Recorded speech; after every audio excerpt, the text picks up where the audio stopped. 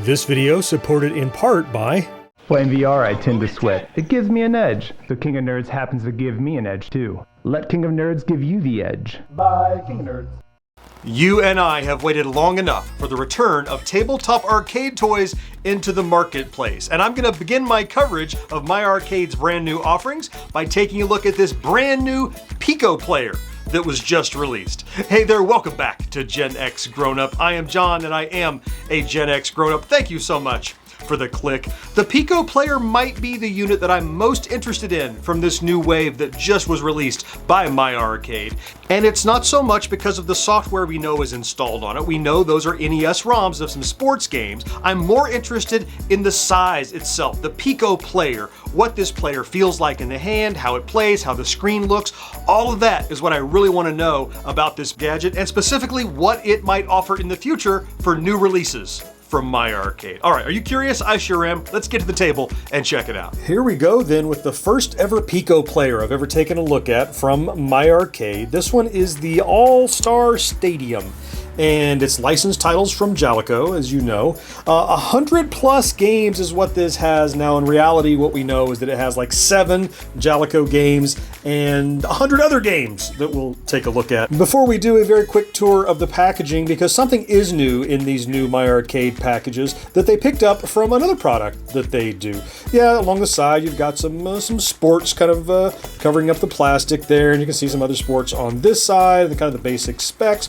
What I like on the back, you've probably seen that they highlight what titles are available, but the really cool thing is this opens with a little magnetic latch. Now this quick glance is going to give us a lot of information that we really want to know about this. Of course, we're talking about the 7 licensed titles up top, and then the 2-inch color screen in this unit. What I find most interesting though is the little picture that shows how small it is. You see somebody cramming it into a backpack, which I think is plausible here. At least they don't act like it's a keychain, which it really isn't. Now I'm not going to waste time talking about the unit we can see through the plastic, because we're about to crack it open and look at the unit firsthand. Let's go.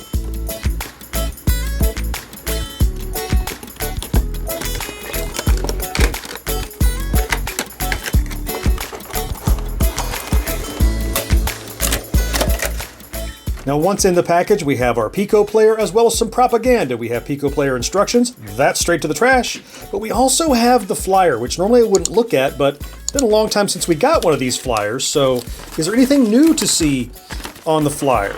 There's all the pocket players, and on this side, what do we got? Nothing new. This is actually the same flyer we got 2 years ago, so like the instructions, this is now pure garbage. So let's take a quick tour around the little Pico Player. Yeah, cute, squat little guy. A and a B button. At the top we have a start, select, and reset across the top here for controls. The joystick is actually not removable like it is on the micro players. And first reaction is it feels okay.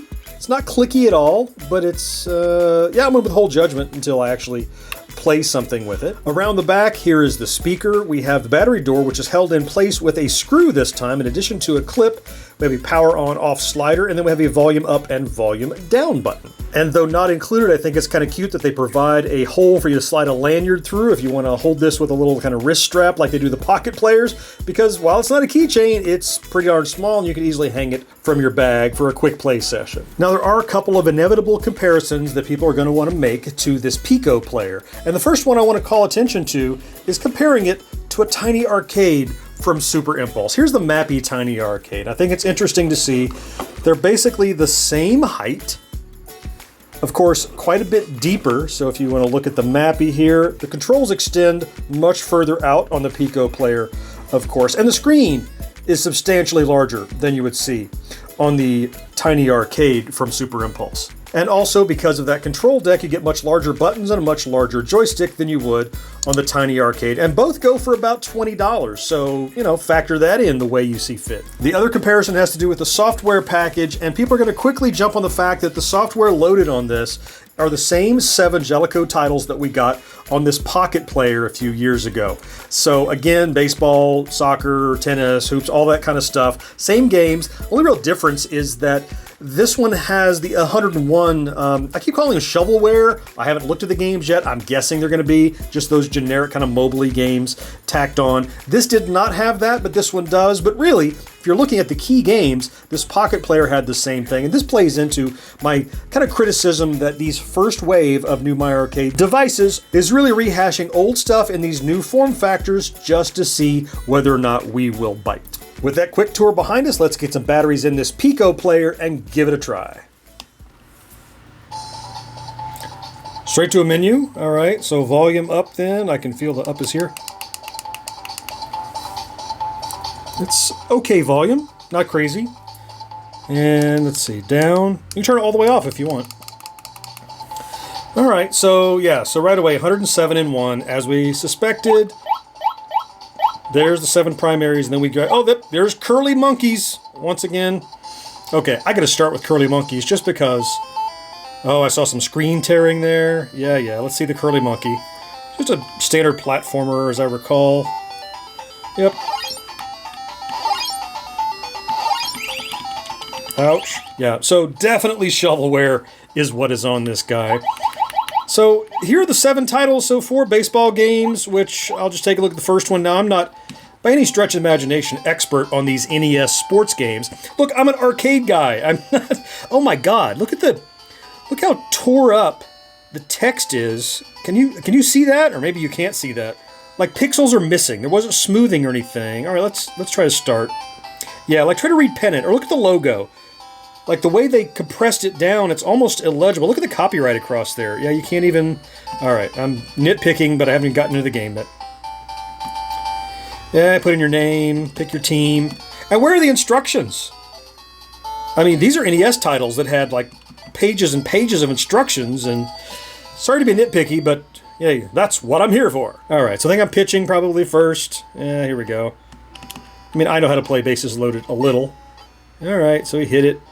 Let's throw it first. Got him. You're out, buddy. Get out of here. Yeah, good luck reading all that text on the screen. And the screen tearing is to be expected, I guess? Not to be appreciated, but to be expected. I mean, I haven't done much with the joystick, but it's plenty serviceable. Oh, to get a foul? Yeah.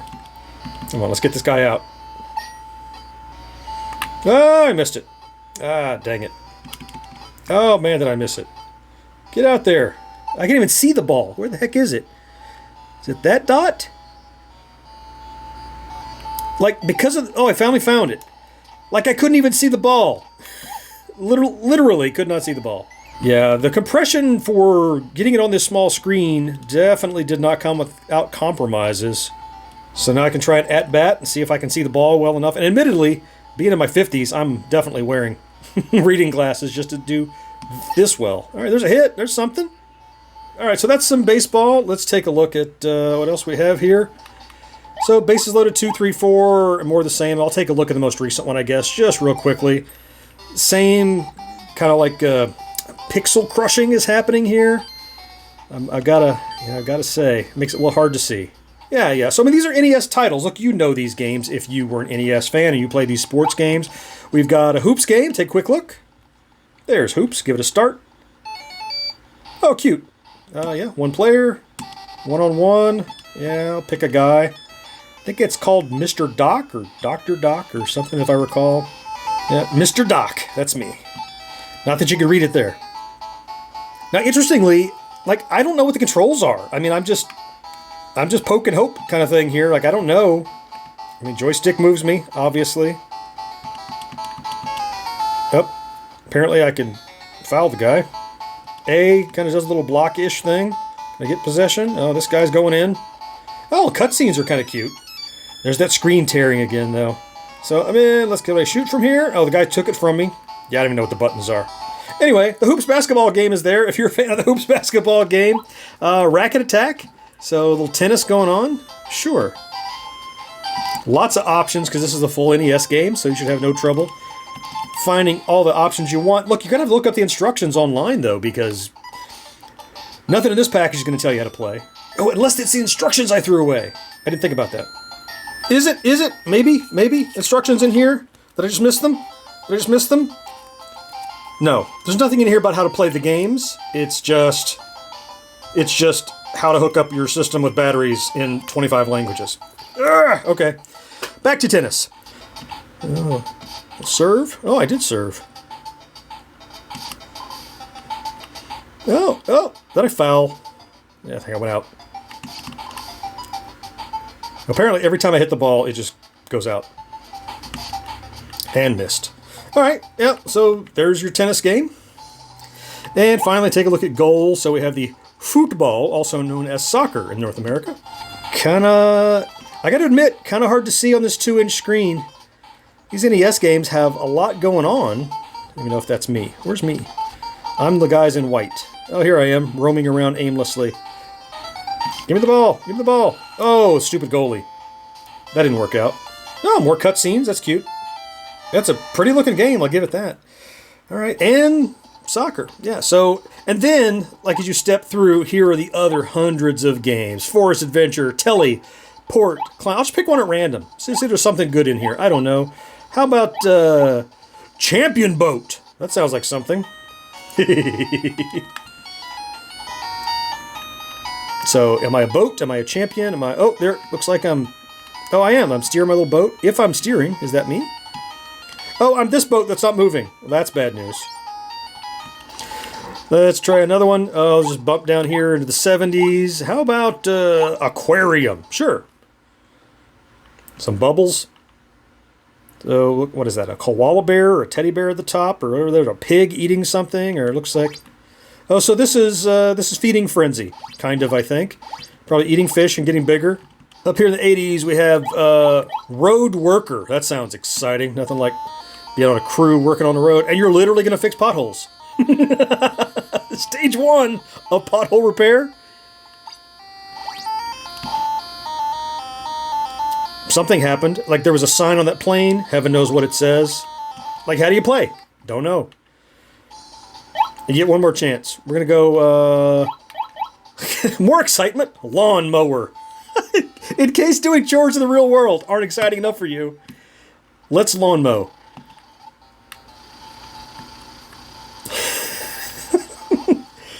I think this pretty much says everything that needs to be said about the bonus 100 games that are packed in here. Oh no, I ran out of fuel. Somehow, mowing the lawn got less exciting than normally when you just mow the lawn. Wow. Well, what do you think?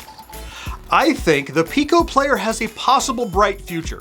Even though this particular unit, this first one I've looked at, did not really float my boat, I'm intrigued by what they could do with this. Let's start with that screen. The tearing on that screen, the way they have handled compression, rather than pixel averaging, the software in there has made NES titles illegible. That's something that they could fix in software. And then there's the controller on this little guy, which I would consider upgraded from the Micro Player in that the buttons feel great. They feel like the same buttons from the Pocket Players. And the joystick, while not particularly clicky, you can feel a restrictor plate in there, and there's no question which way you're moving. It does what it needs to do. Now, because of the shape of the unit, I was actually ready to dogpile on this thing because I couldn't find a comfortable way to hold it.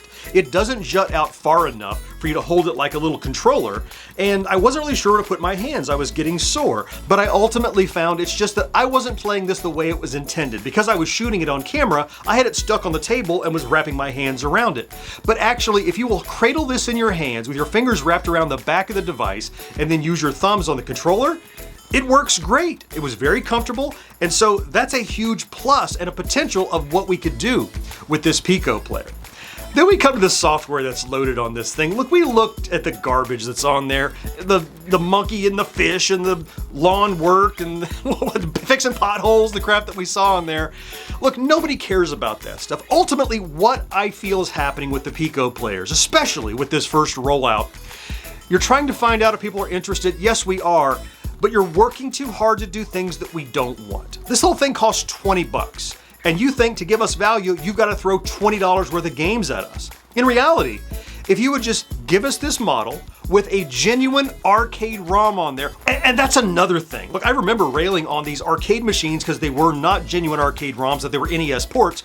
This is not even NES ports of arcade games. These little arcade toys, this first wave, is really just NES games. They were never arcade games at all. And so, again, give us this model, put a single game, a single arcade game. Give me Dig Dug, give me Clax, give me Rampage, give me something that I've not seen before, a real arcade version in this little guy. Charge me 20 bucks. You're probably gonna get my money again and again and again. So in summary, this particular Pico Player, the All-Star Stadium, I'm gonna award 2.5 tokens out of 5. This is a very fascinating first pass at what my arcade could do with this brand new shape and size of little arcade toys. But coming on the heels of the premium edition titles that had real arcade ROMs a couple of years ago, I for one was really hoping that's what this next wave was going to be. Maybe it is, maybe it's coming in the future. Just give us what we want and collectors are gonna line up outside your door to buy more of these little gadgets. Hey, we have way more coverage of my arcade titles. I'll put a link here and over here, but I want to thank you so much for checking out this video. I really hope you found something to enjoy, and I will talk to you next time. Bye-bye.